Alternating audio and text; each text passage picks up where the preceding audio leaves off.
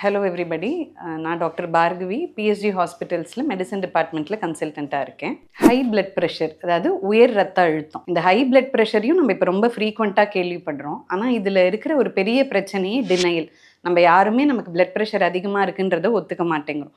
இன்னைக்கு தூக்கம் சரியில்லை, இன்னைக்கு ஸ்ட்ரெஸ் அதிகமாக இருந்தது, நான் இப்போ படிக்கட்டு ஏறி வந்தேன், அதனால தான் என் பிபி ரீடிங்ஸ் ஹையராக இருக்குன்னு நினைக்கிறோம். ஸோ ஃபஸ்ட்டு ஸ்டெப், நமக்கு பிளட் ப்ரெஷர் 3 ரீடிங்ஸ்க்கு மேலே ஹையராக இருந்தால் ஹை பிளட் ப்ரெஷர் இருக்குன்றத ஆஸ் அ பேஷண்ட் நம்ம அக்செப்ட் பண்ணிக்கணும். அண்ட் ஹை பிளட் ப்ரெஷரை பொறுத்த வரைக்கும் இதுவும் வெறுமனே பிளட்ல இருக்கக்கூடிய ப்ரெஷர் லெவல்ஸ் அதிகமாக இருக்கிறது மட்டும் இல்லை, இதனாலையும் பல காம்ப்ளிகேஷன்ஸ் வரலாம். Like stroke, heart disease, kidney failure மாதிரி பல காம்ப்ளிகேஷன்ஸ்க்கு this will lead on to. அதனால ஃபர்ஸ்ட் ஸ்டெப் பிளட் ப்ரெஷரை கண்டறியணும். நமக்கு உயர் ரத்த அழுத்தம் இருக்குன்றத நம்ம ரெக்கக்னைஸ் பண்ணணும். And dietary approach to stop hyper tension, நம்ம இதை டேஷ் டயட்னு சொல்லுவோம்.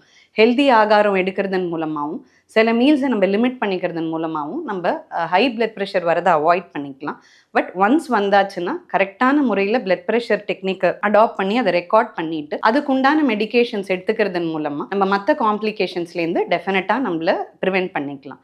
அண்ட் பிளட் ப்ரெஷரை பொறுத்த வரைக்கும் not just your drugs, it's also your physical activity.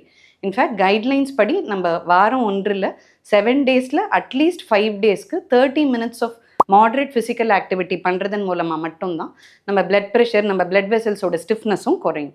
So நல்ல ஆக்டிவிட்டியும் தேவை, கரெக்டான முறையில் ட்ரக்ஸும் தேவை, டயட்ரி பேட்டர்னும் கரெக்டாக நம்ம ஃபாலோ பண்ண வேண்டியது இருக்கும்.